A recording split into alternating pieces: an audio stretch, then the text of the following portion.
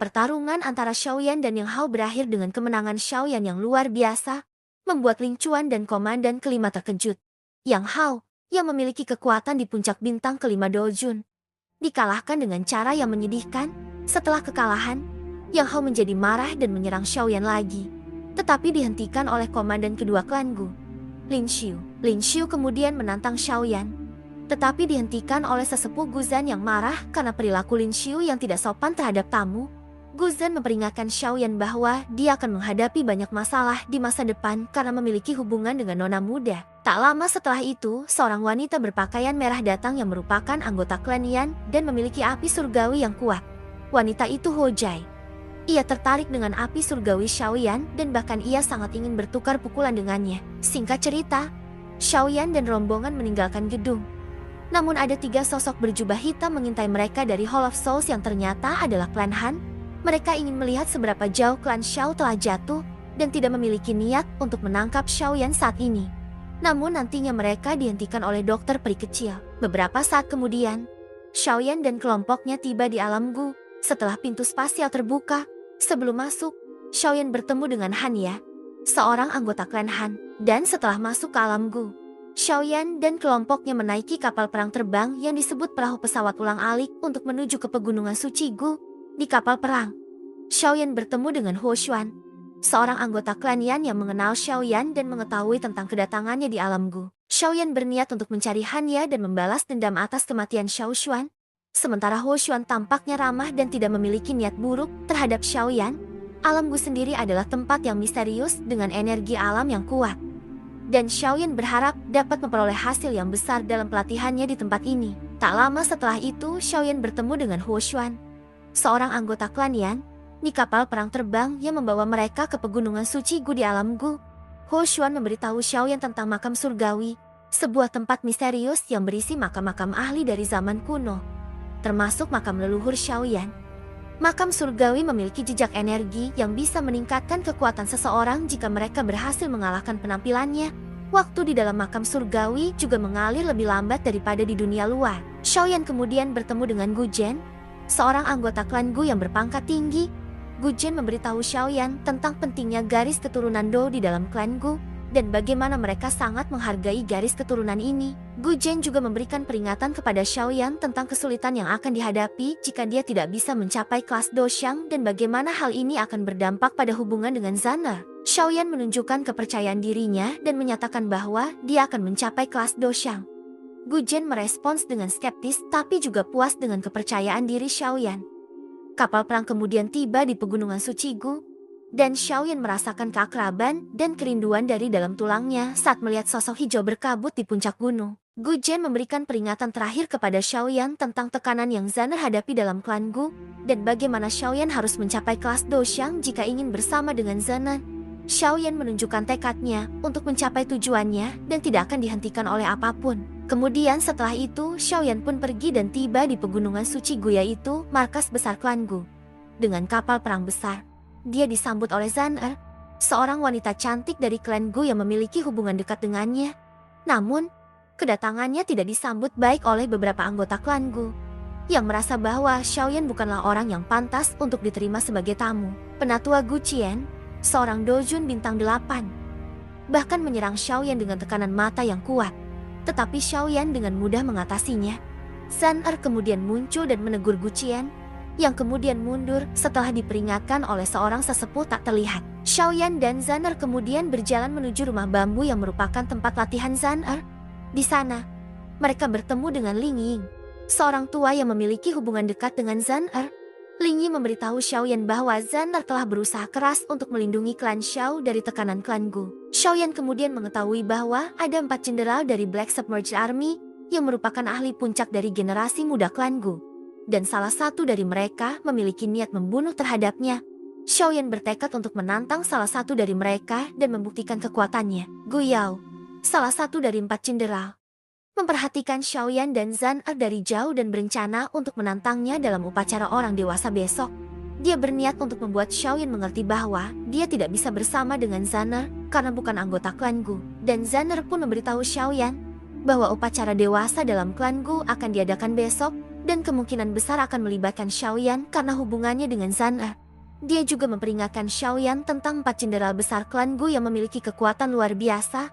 Salah satunya bernama Gu Yao yang memiliki niat membunuh terhadap Xiaoyan. Ketika Xiaoyan dan Zhan Er berjalan menuju stadion upacara, mereka dihadang oleh 2 prajurit yang tidak mengizinkan mereka masuk karena Xiaoyan bukanlah anggota klan Gu.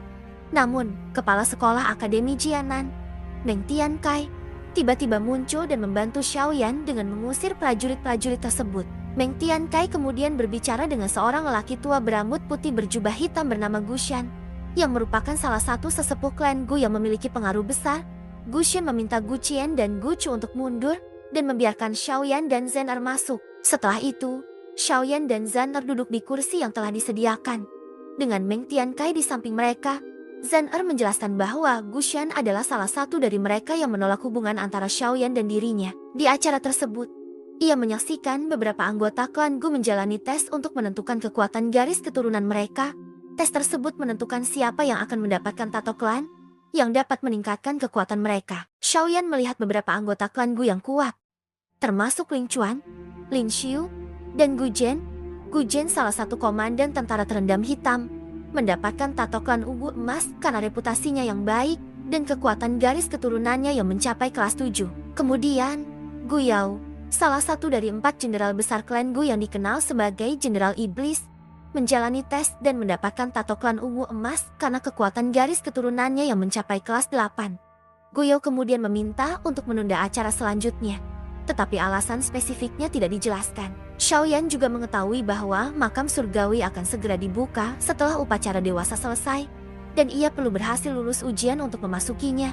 Meng Tiankai, kepala sekolah Akademi Jianan, menawarkan bantuan untuk membantu Xiaoyan memasuki makam surgawi jika ia bisa bertahan 100 pertukaran dengan Gu Yao tanpa dikalahkan.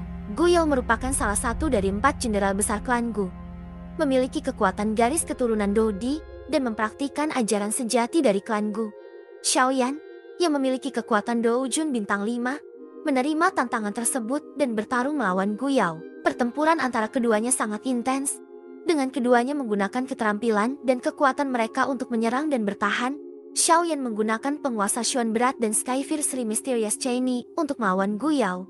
Namun Gu Yao memiliki kekuatan yang lebih besar dan dapat mengalahkan Xiaoyan dalam pertarungan jarak dekat. Gu Yao menggunakan teknik tombak 10.000 binatang untuk menyerang Xiaoyan, dan Xiaoyan harus menggunakan semua kemampuannya untuk bertahan. Pertempuran ini menunjukkan kekuatan besar Gu Yao dan kemampuan Xiaoyan dalam menghadapi lawan yang kuat. Pertempuran ini juga menunjukkan bahwa Gu Yao memiliki tujuan untuk mengalahkan Xiaoyan dan menunjukkan kekuatan klan Gu kepada Xiaoyan. Xiaoyan, bagaimanapun, tidak akan menyerah dan akan terus melawan dengan sekuat tenaga. Pertempuran antara Xiaoyan dan Gu Yao semakin intens. Gu Yao menggunakan teknik 10.000 tombak binatang dan mengeluarkan serangan yang sangat kuat. Tetapi Xiaoyan berhasil menghindar dan membalas dengan serangannya sendiri. Xiaoyan menggunakan Earth Resolve Flame dan mengeluarkan pilar lava yang kuat untuk menyerang Gu Yao. Gu Yao terpaksa menggunakan cermin harta karun suci kuno untuk menyerap energi alam dan meningkatkan kekuatannya. Xiaoyan juga menggunakan tekniknya sendiri, teknik mengusir api 5 cincin, yang merupakan keterampilan Do kelas Tian yang sangat kuat. Pertempuran ini menunjukkan kekuatan dan kemampuan kedua petarung.